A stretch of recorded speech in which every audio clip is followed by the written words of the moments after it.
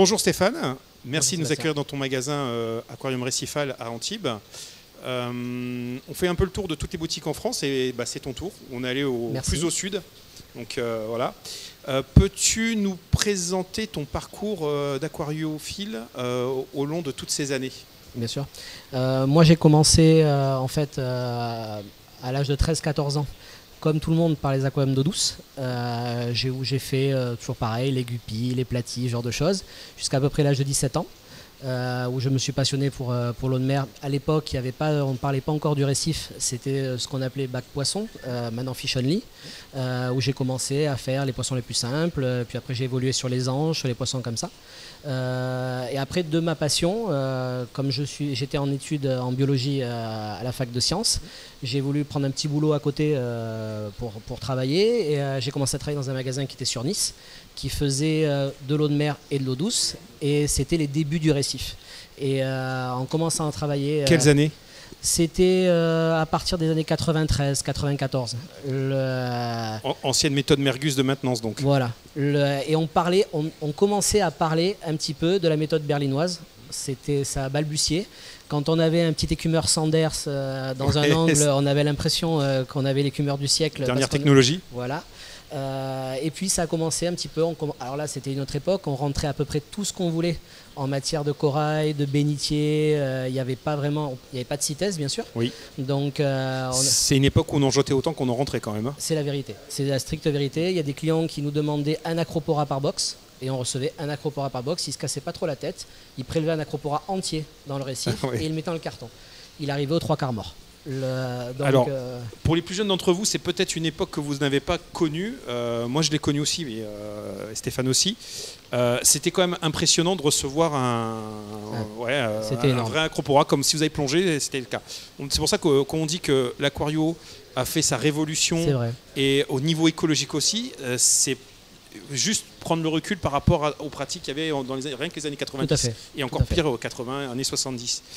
La révolution pour moi ça a été vraiment quand on en a eu le livre de Julian Sprung, Aquarium Récifal, où là pour la plupart d'entre nous ça a été une révélation. Et on a commencé à avoir des marques qui ont commencé à sortir des écumeurs. Alors à l'époque, des écumeurs Venturi avec des pompes, mais c'était déjà révolutionnaire. C'était le bon début. On rentrait de la pierre vivante, mais on savait maintenant pourquoi. Parce qu'avant, on ne comprenait pas pourquoi il fallait acheter si cher un caillou. C'était juste du décor. Voilà. Cher, mais c'était du décor. Exactement. Et ça a été les débuts de l'HQI, les débuts de ce type d'éclairage. Ça, c'est ton parcours, on va dire, semi-pro. À un moment donné, tu réfléchis, tu te dis, j'adore ça. Je veux monter mon entreprise. Comment ça s'est passé, la genèse? Alors en fait, au départ, si tu veux, j'étais en fac de sciences. Ça me plaisait ce que je faisais, mais on nous expliquait un peu matin, midi et soir qu'il n'y avait pas vraiment de débouchés, que certains d'entre nous auraient la chance d'être pris dans des musées océanographiques, mais que la plupart on serait au chômage. Et moi, plus je travaillais dans ce magasin, et plus j'avais envie de faire ça, et plus j'avais envie de stopper. Tu as dû connaître l'époque où on appelait ça le métier de branleur. C'est ça, c'est exactement ça. Et en fait, j'ai eu vent que le magasin ici, qui s'appelait avant Antibes Aquarium, était à vendre. Il y avait des difficultés économiques, c'était à vendre. Et en fait, je me suis porté acquéreur avec les 2 ans d'ancienneté du magasin où je travaillais. Quelle année? C'était 98. Et à l'époque, pour passer le capacitaire et tout ça, c'était... Alors, c'était compliqué sans l'être. Parce qu'il y avait un énorme flou artistique où en fait on commençait à travailler sans et on voyait bien comment ça allait se passer. C'est ce que j'ai fait. Puis à peu près 2 ans après, j'ai dit bon, il faudrait peut-être se mettre en conformité. Et j'ai fait toutes les démarches. Dans la région, c'est assez compliqué. Parce qu'on n'aime pas trop, il y a pas mal de démarches et il y a des choses qui se rajoutent souvent qui ne sont pas dans d'autres départements. Comme j'avais fait ce parcours de faculté, j'avais quand même quelques facilités, mais il a fallu quand même que j'ai la preuve que j'ai travaillé dans un magasin dont la personne était capacitaire. Et à partir de là, ça a un peu débloqué la situation et j'ai passé ma capacité. C'était long parce que c'est de l'administratif. Et comme en France, l'administratif, c'est toujours long. Voilà, j'ai passé ma capacité et ça s'est très bien passé. Donc, dès le départ, que du récifal? Alors, d'emblée, non. D'emblée, on m'avait dit, mon ancien patron m'avait dit, pas mal de gens m'avaient dit, un aquarium qui fait que de l'eau de mer, un magasin d'aquarium qui fait que d'eau de mer est voué à l'échec et fermera ses portes sous peu. Le nerf de la guerre, c'est l'eau douce. Et on m'avait toujours dit, si tu ne fais pas d'eau douce, tu déposeras le bilan dans les années qui suivent. Donc j'ai commencé par faire 50% d'eau douce, 50% d'eau de mer. Mais l'eau douce, j'en faisais parce qu'il fallait en faire, mais ça ne m'intéressait pas vraiment. Donc au fil du temps, j'ai développé beaucoup plus une clientèle sur l'eau de mer. Oui. Alors au début, c'était dans des années aussi, il y avait vraiment, on va dire, presque 60% de fish only, 40% de récifalistes. J'ai continué toujours dans l'eau de mer, j'ai commencé à réduire la quantité d'eau douce dans le magasin. Et peu à peu, je rognais dans le magasin pour enlever des cuves d'eau douce pour les remplacer par des cuves d'eau de mer. Pendant très longtemps, ça a été 60-40, puis c'est devenu 50-50 au niveau du récif. Et puis peu à peu, le récif a pris le dessus. Ça a été les années 2000 où tout le monde voulait pratiquement faire du récif corallien. Et au fur et à mesure, j'ai supprimé à l'inverse des bacs d'eau de mer pour devenir 100% eau de mer et plus coraux que poissons. D'accord, voilà. Okay. Après, si tu veux, les poissons, le problème à l'heure actuelle du poisson, c'est que la grande majorité des poissons ne vont pas avec les coraux. Oui. Et comme la grande majorité de la clientèle est récifaliste, on est très limité en choix de poisson. J'en profite qu'on parle bac aquarium, en faire une petite digression sur le magasin. Oui. Quel type de maintenance tu utilises et quel type de matériel tu utilises sur tes bacs? Bon, après, bien sûr, tous les récifs sont en méthode berlinoise. Oui. En type de matériel, tout le magasin est divisé soit en écumeurs Horizon, soit en quelques écumeurs encore Bubble King. Donc Royal Exclusive, Bubble King. Sincèrement, quand ils auront abdiqué, que les pompes auront lâché, je les remplacerai par des Horizons. On en reviendra plus tard on parlera du sujet de matériel. Voilà. Donc moi, actuellement, c'est ça. Après, les bacs récifaux, certains sont en belling, certains sont sur réacteur à calcaire. Tous sont des réfugiums et je change pas beaucoup d'eau, c'est vrai. Éclairage en éclairage LED, tout le magasin. Certaines batteries en aqua-illumination, d'autres en écotech et en Horizon. D'accord. Je vais certainement, au fur et à mesure, éliminer Ecotech pour le remplacer par de l'Horizon. Nourrissage? Alors, nourrissage des coraux, pas vraiment. Parce que bon, ça c'est plus une question de timing. De temps en temps, j'utilise un peu de nourriture, soit Icari, soit Aquaforest. Mais vraiment, sincèrement, de temps en temps. Je ne nourris pas des masses. Et tu es une base de sel de? Alors, je tourne en Colombo sur mes changements d'eau. Et maintenant, c'est vrai que en toute sincérité, quand je vois des gens qui sont très bloqués sur un sel, il m'est déjà arrivé de faire des changements d'eau où j'avais plus de Colombo, j'ai utilisé du Red Sea, il ne s'est rien passé. Ça pose pas de problème. Ça pose aucun problème. Ouais.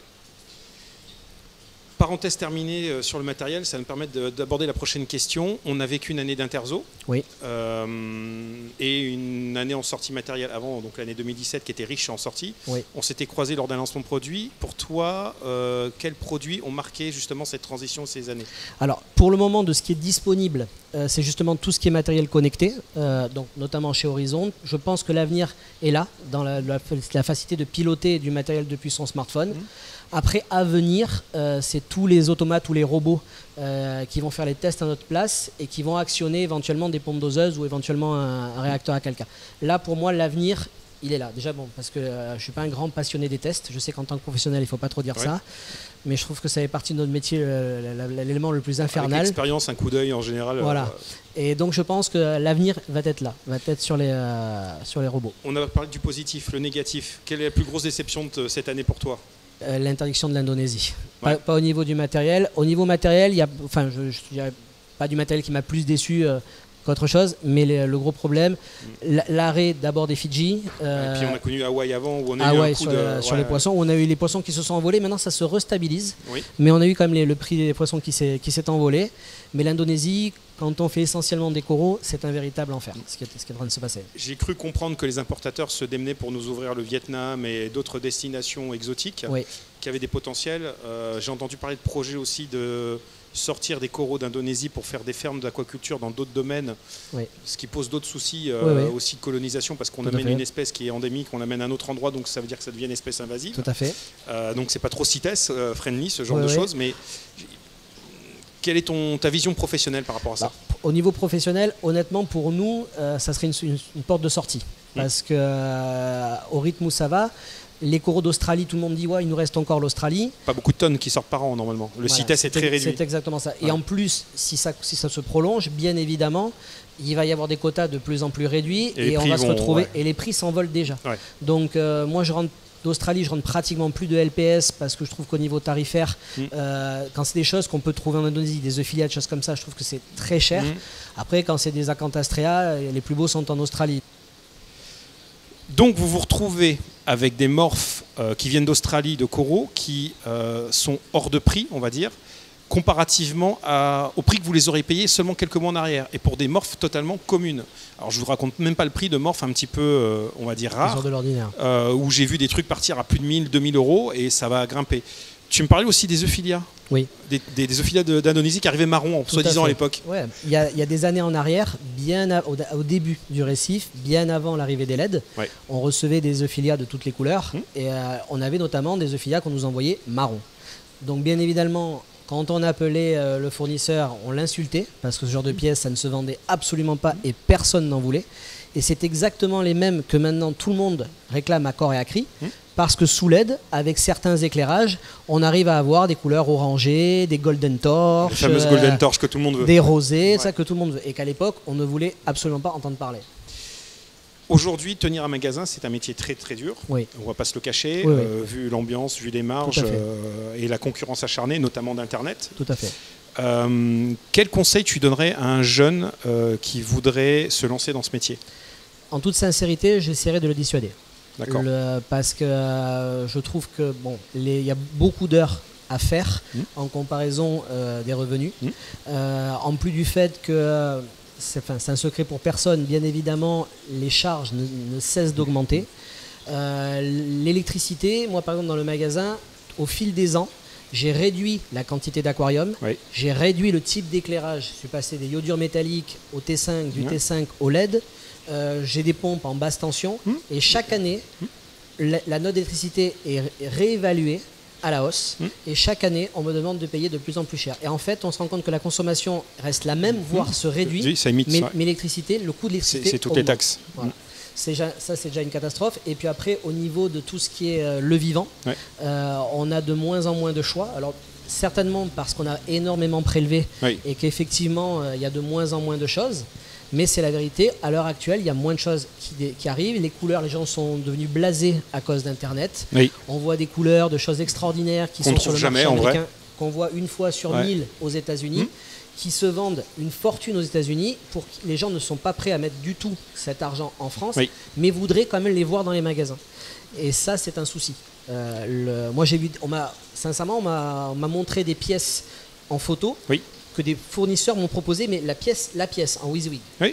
Le client, j'ai demandé combien il était prêt à mettre dans cette pièce. Il me dit, pour cette pièce, je vais mettre 350 € sur le champ. Je les mets.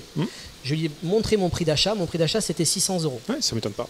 Donc, à partir de là, on peut toujours rêver sur des coraux, mais... J'ai connu la folie des zoanthus, mais c'est toujours le cas, mais ça va encore devenir au début où je collectionnais le zoanthus. Et l'ami Axel, qui est derrière la caméra, aussi est un collectionneur, puisqu'il a 35, 50 morphes, un truc comme ça. Bref, où on achetait le polype, notamment les polypes fameux Ikea, des choses comme ça. On achetait ça entre 50 et 75 $, le polype. Donc vous achetiez un truc avec 3 polypes. Une fortune. Et le demi-smic qui partait dedans. Tout à fait. Mais bon. Mais c'est aussi une porte de sortie. C'est une porte de sortie par le haut. C'est-à-dire que si les prix sont bons, ça permet aussi aux détaillants de vivre. Et voilà, mais nous sommes dans un marché en France qui ne supporte pas ces prix-là. Exactement. Plus la concurrence des boutureurs fous et tout ce qui va derrière. Tout à fait. Ce qui nous amène entre guillemets vers le mot de la fin. On va essayer d'être un peu positif aussi quand même malgré tout. On va pas essayer de casser l'ambiance. Non mais honnêtement, Sébastien, cette année était vraiment une année bizarre à cause de l'Indonésie. Compliqué. Même nous on l'a ressenti en tant que journaleux entre guillemets à faire ce métier, à parcourir les magasins et aussi discuter avec les fournisseurs, avec les importateurs. Tout le monde nous a dit on n'a jamais vu ça. On comprend ce qui se passe. On n'a jamais été aussi écologique parce qu'aujourd'hui, il ne faut pas se leurrer. Ouais, c'est ça, c'est beaucoup de boutures, c'est de la vraie culture sur table. Au large, l'Indonésie notamment, il y a des personnes qui ont fait des reportages sur YouTube et qui en parlent régulièrement quand ils sont en Indonésie. D'autres personnes aussi en Australie, d'autres personnes aux États-Unis. Il y a des fermes de corail aussi en France, en Europe. Ouais. Donc on n'a jamais été aussi green. On est bien plus green qu'un hôtel qui se construit, qui va péter le rivage en face. Et ou les crèmes solaires, nous aussi, parce que j'ai vu ça il y a passé il y a pas longtemps. Et le tout à l'égout qui va dans le lagon parce qu'il n'y a pas de station d'épuration. On est d'accord. Ou la pêche à dynamite pour vendre du poisson frais. Tout à fait. Pour les buffets all-inclusive des Indonésiens. C'est exactement ça. Donc c'est un vrai débat et ce métier s'est remis en cause depuis que des deux côtés de la barrière, dans les clubs et aussi du côté professionnel. Oui. Je trouve que c'est une des rares industries, on peut parler d'industrie un peu quand même, qui s'est tout le temps remis en cause, à la fois sur l'économie d'énergie, le côté écologique, si le côté traçabilité du vivant, et on est, j'ai l'impression, les plus punis. C'est l'impression que j'ai, je sais pas si tu... Non, mais c'est la vérité. Ouais, okay. C'est la vérité parce que... Et en plus, ce qui est compliqué dans ce métier, c'est que pour les gens, les vieux comme moi, qui ont connu... Pas si vieux quand même. Mais qui ont connu une abondance au niveau des coraux, dans les couleurs, dans les variétés. Il y a 15 ans en arrière, quand je faisais un arrivage corail, j'avais la banane. Des Welsophilia, j'ai encore des vidéos d'arrivage Welsophilia dans le magasin. C'était un arc-en-ciel. C'était Noël. C'était Noël. C'était Noël à chaque arrivage. Là, honnêtement, je déballe un arrivage, c'est encore, c'est formaté. Et c'est pour ça que je trouve... c'est un peu pessimiste, mais quelqu'un qui maintenant démarrait un aquarium, il aura jamais le plaisir que nous on a eu. C'est ça. Il y a des années en arrière. C'est compliqué. C'est pour ça que j'en profite là qu'on soit sur cette vidéo et je m'associe à Stéphane pour dire défendez vos revendeurs, qu'ils soient magasins physiques ou internet, parce que c'est un revendeur. Bien sûr. Défendez aussi votre liberté de choix en corail. Ne vous laissez pas imposer des choses qui sont inacceptables, notamment le prélèvement du sauvage. Vérifiez la traçabilité des coraux. Dernier point aussi qui est important, c'est faites attention à vos coraux. Puisqu'on vit dans une époque de restrictions et qui est compliquée à gérer. Maintenez correctement vos aquariums, demandez l'avis des spécialistes et des professionnels, faites ce qu'il faut, mais essayez de faire en sorte que vos bacs soient en bonne santé, puisque les coraux sont notre ressource pour notre loisir, sont aussi un moyen de partager, de parler, d'échanger et de profiter. Il y a des années en arrière, j'entendais encore des gens qui venaient au magasin et à qui je disais voilà, il y a ça, il y a ça, il y a ça. Je faisais les tests d'eau et c'est une catastrophe. Je leur disais non. Je dis non. Et là, il y avait des gens qui... Ça coûte combien? Alors quand je donnais le prix, je vais essayer. Ça, on l'a plus. Ouais, ça c'est bien ça. Mais c'est vrai que c'est de moins en moins. Voilà, c'est de moins en moins. Les bacs mouroirs, on appelle ça. Ça, c'est de moins en moins. Mais voilà. Essayez de préserver notre ressource commune qui est le corail, parce que à la fois en tant que professionnel et hobbyiste, c'est quelque chose qui nous tient à cœur, puisque un récifage sans coraux, c'est mort. C'est complètement mort. Et après, on vendra des coraux en plastique ou en résine à l'américaine, et pour mettre quelques poissons, on reviendra 20 ans en arrière. Vous pouvez retrouver Stéphane sur Antibes, donc Aquarium Récifal, donc l'adresse 2208 route de Grasse. Numéro de téléphone 04 93 95 21 61. Tu as une page Facebook, il me semble? Oui. Ouais. Aquarium Récifal Antibes. Voilà, donc vous pouvez retrouver toute son actualité. Si vous êtes dans la région, dans un rayon de 100, 150 km même, vous pouvez venir discuter avec lui. Il est ouvert tous les jours, du lundi au samedi, donc que tu me disais 9h30 midi, 15h 19h. Voilà. Donc il n'a pas de site internet, il ne fait pas de VPC, on a fait le tour des batteries, vous avez pu voir quelques images et puis dans l'article de ce qu'il a en stock, il reçoit des arrivages réguliers? Oui, en règle générale, tous les jeudis ou tous les vendredis, ça dépend, mais au minimum une fois tous les 15 jours, au mieux une fois par semaine.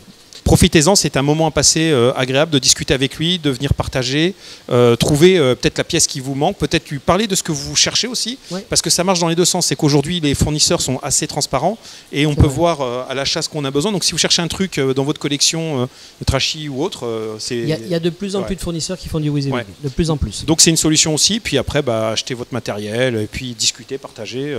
Le café est bon aussi, le café est très bon. Merci pour le café. Merci. Je te dis à très bientôt Stéphane, merci pour ton accueil. Merci à toi.